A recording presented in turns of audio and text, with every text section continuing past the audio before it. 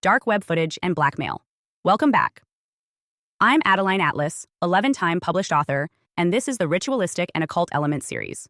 Today's episode uncovers one of the darkest, most hidden aspects of TI targeting: how your life can be filmed without your knowledge, turned into blackmail material, and uploaded or sold on the dark web.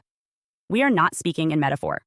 We are speaking in direct terms about the technological and ritual infrastructure used to record you, violate your privacy, and use that material as currency and control systems far beyond what most people believe is possible. Let's begin by stating the most sobering truth up front. Many targeted individuals are being filmed without their consent, while they sleep, shower, change clothes, or during moments of medical distress, drugged states, or full unconsciousness. And the devices doing the recording are not always external. In some cases, they're hidden inside the home. But increasingly, they're installed inside the phone you already own, the laptop you trust, or the smart TV that's been watching you for years. This is not speculation. This is technical fact. Section 1. How the footage is captured. First, understand the means of capture. Most TIs report strange behavior from their devices: camera lights flickering without apps open, sudden battery drains, audio echoing during calls, or photos appearing in cloud storage they don't remember taking. These are signs of remote access. Hackers, whether hired freelancers, ritual informants, or AI-driven spyware, can activate cameras and microphones remotely. In some advanced cases, the devices are programmed to turn on without the indicator light, so you never know you're being watched. Smart TVs, baby monitors, and even Bluetooth speakers with microphone functions can be hijacked. And it goes deeper.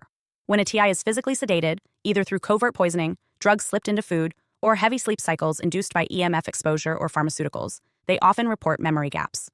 These are the windows in which recording is most likely to occur. Your body isn't moving. Your eyes are closed, you're vulnerable, and someone is watching. Who? In many cases, it's not a person, it's a system. The camera doesn't belong to one voyeur. It belongs to a network. The footage isn't stored on one hard drive.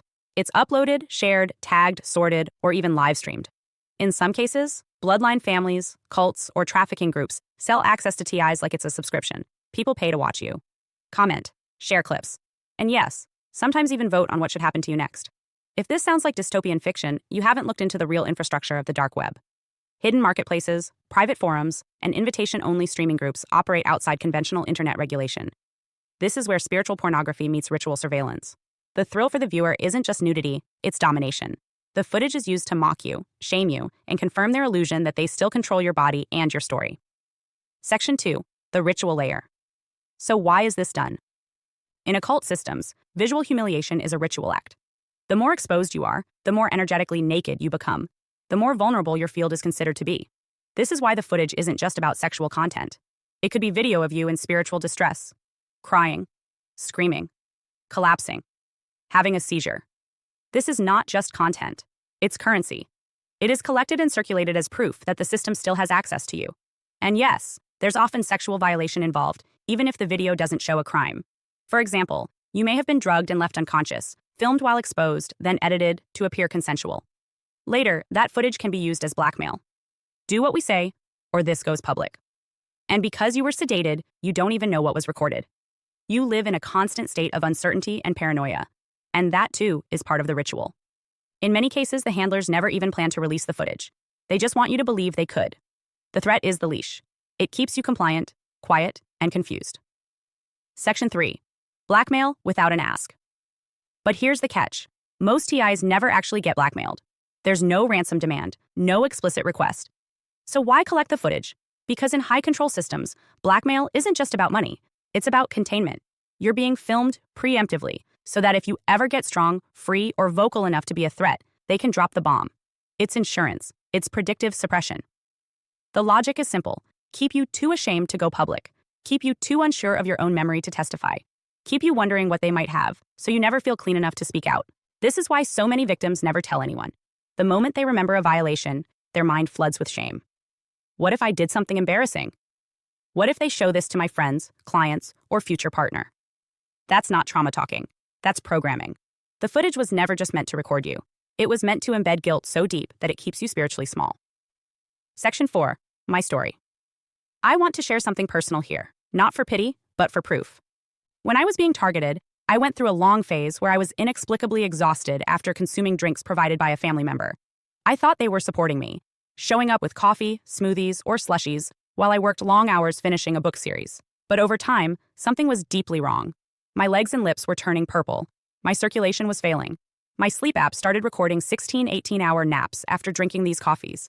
Eventually, I began having seizures and experiencing temporary vision loss. The final red flag? A slushie that sat on my counter for 8 hours without melting.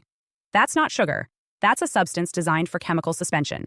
I later learned that family member was on codeine, an opioid that, in high doses, could explain my symptoms. Whether it was ground into the drinks or sprayed on the lid, I'll never know. But here's what I do know. My body was being sedated. My autonomy was being suppressed. And every time I passed out, they had access. To what? To my body, my phone, my passwords, and possibly to cameras. The footage from that period, if it exists, is not just humiliating. It's a record of spiritual violation. And whether or not I ever see it, I know it's out there. Because that's how these systems work. They record you without your knowledge, and they wait for the right moment to threaten, to shame, to sabotage. Section 5. What you can do. So what do you do if you suspect this is happening? Stop ignoring your instincts. If you feel watched, you probably are. Trust your unease. Begin documenting signs, camera behavior, strange file uploads, battery drain, and memory lapses.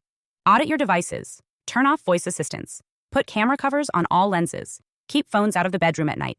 Use hardwired devices instead of Wi-Fi when possible. Use analog backups. Keep handwritten journals for your key memories, ideas, and passwords. Create a life outside the digital grid that they can't monitor or distort. Search yourself online. Use reverse image searches and dark web monitoring tools, if accessible, to see if anything has been leaked. If you find something, document it. You're building a timeline. Cut access at the source. If there's someone in your life who keeps showing up with tech help, gifts, or care that makes you feel tired or disconnected, start creating distance. Even if you can't prove it, honor your gut. Don't give them your shame. If something was recorded, it doesn't define you. It defines them. Their acts of violation don't stain your soul. They stain their own. The collection of footage is not just a threat to your image. It's a ritual strategy used to control your frequency. But it only works when you stay silent. It only binds you when you internalize the shame. The moment you name it, track it, and refuse to be defined by it, the spell begins to break. You are not a video file. You are not a humiliation story. You are not what they recorded in your worst moment. You are what you chose to become after. And that power, that clarity, can't be downloaded, uploaded, or sold. What they took from you without consent does not belong to them, and it never will. Hi, I'm Adeline Atlas, 11 times published author, and what you just watched is part of my signature program, the Chosen One series inside School of Soul. This series is not just a course, it's a blueprint for those who know they were different from the start. The black sheep, the scapegoat, the truth teller, the cycle breaker. Inside, you'll discover the family roles playbook, the golden child, the scapegoat, the enabler, the lost child, and how to finally step out of the part you were cast in without consent. How the black sheep becomes the goat, turning rejection into radical transformation and leadership. How to break generational curses and rewrite ancestral contracts so the pain stops with you. And how to recognize and escape modern forms of spiritual and technological targeting, from gang stalking to synthetic synchronicity. This isn't just about survival. It's about awakening, about reclaiming your voice, your lineage, and your destiny as one of the chosen ones. Click the link below to access the full series now, because the role ends the moment you decide it does, and the real script begins with you.